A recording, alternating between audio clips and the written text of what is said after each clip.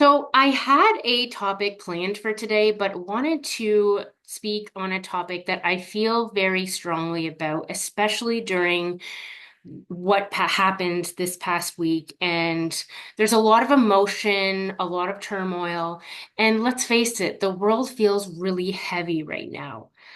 No matter what you're dealing with, just know that you're not alone. I mean, there's so much going on in the world right now. It's easy to feel overwhelmed.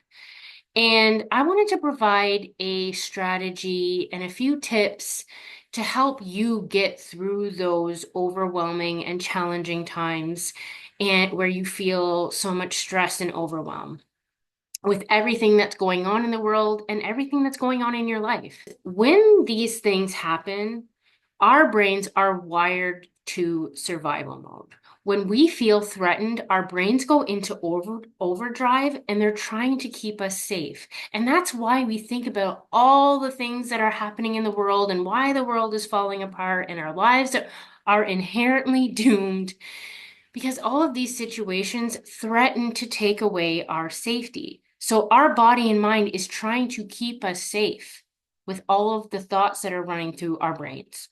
Because we catastrophize, we blame, we become angered by a situation that unfortunately didn't work out the way that we envisioned, thought, or wished it would.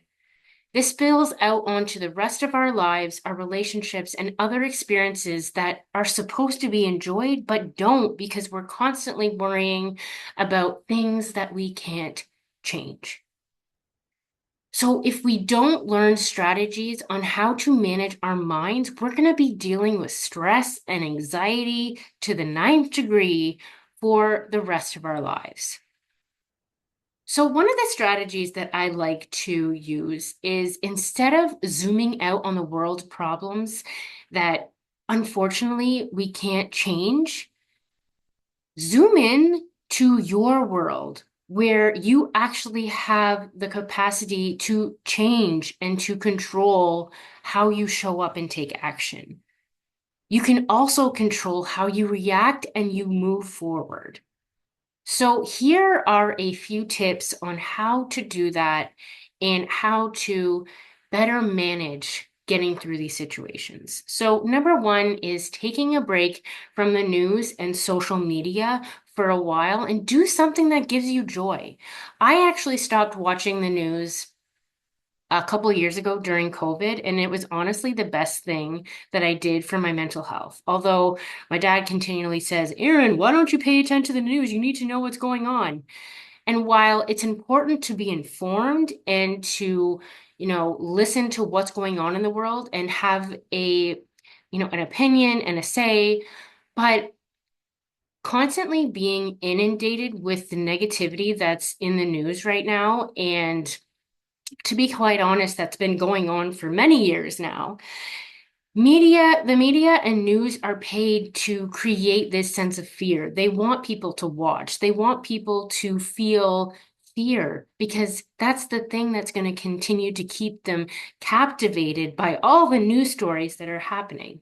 And while this is all great, I choose to take care of my mental health and discern what news what news and when I watch the news instead of just constantly consuming it all the time. Because when I was watching it, I just felt completely depressed and anxiety ridden and negative because that's all I was really seeing.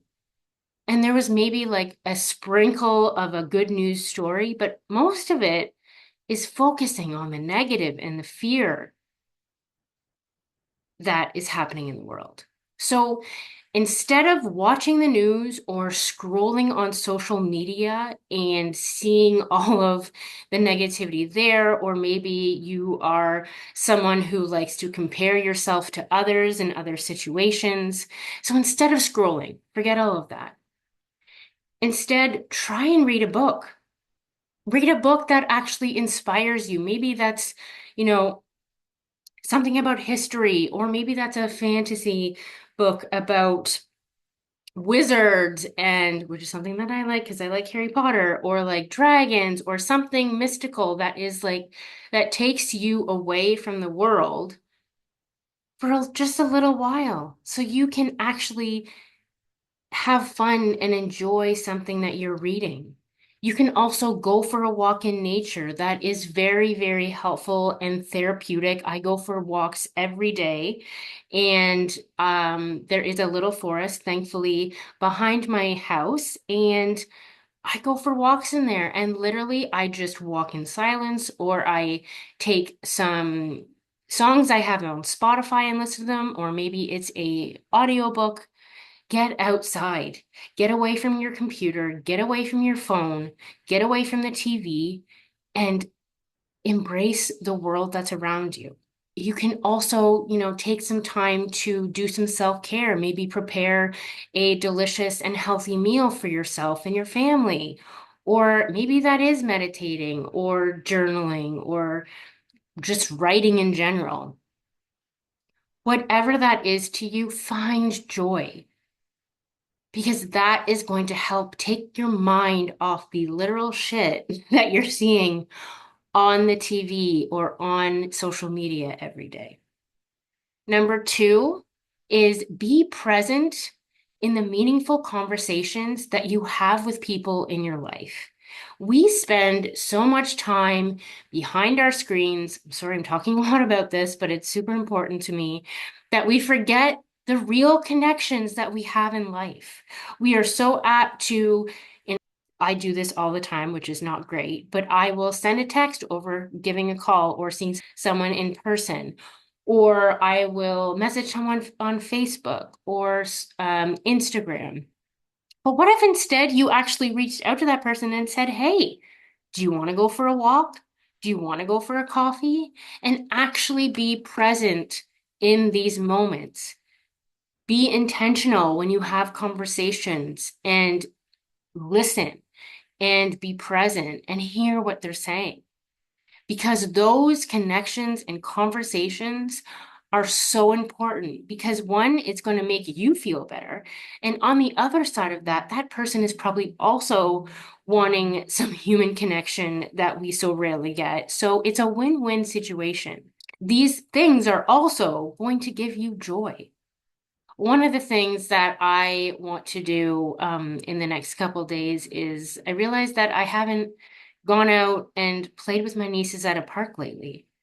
That is something that gives me so much joy. And I mean, kids grow up so fast, but find the meaningful conversations and the meaningful experiences that you can have with the people in your life. And last but not least is be kind and be compassionate to yourself and others. No matter what side of the fence that you're on in a day or what side of the fence the other person is on.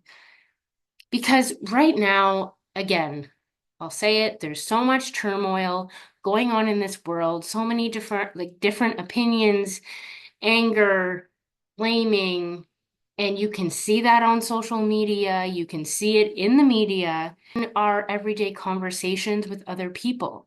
If there's, difference of opinions, we take offense to them or we don't take the time to listen, to hear what they say. Now, we might not agree with everything that they're saying, but at least we hear them out. We try to understand. We listen. We make them feel heard so that we can start understanding each other instead of just judging by a few words that come out of their mouth. I know that I've had conversations with people, even my partner, where at first, I was I was very guarded and I judged something he said right away. But then I took a step back and I said, you know what? Can you explain this a little bit more to me? And when he did, I realized, oh, I'm making a big deal about this because this is really important to him. So learning how to listen to others, to be compassionate, to be kind, to being open and curious about other people's stories and opinions, we just might learn something. So I hope that these tips help you just create some space between yourself and the world problems that are happening right now, and maybe even the big problems in your life, just to give you a chance to step back and see a different side of things, see a different perspective, see the joy that is actually in your life, and be able to be present enough to experience it. So if you enjoyed this video, please leave a comment. I'd love to hear some of your strategies for separating yourself from the negative bullshit that's going on. How you shift your perspective when you're going through an anxiety spiral or negativity. As always, I'm here. I would love to hear from you, hear your questions. I will be doing a workshop on how to prioritize yourself in the upcoming week. So if you're interested in joining that, it will be a virtual, uh, not in person, but a virtual workshop where I'll be sharing tips and tricks and engaging with you, and it will be a really fun time. And I hope to see you there. So if you're interested, please drop a comment below. Just say, I want to do the workshop. Whatever you want to comment below is fine. And I will see you in the next video.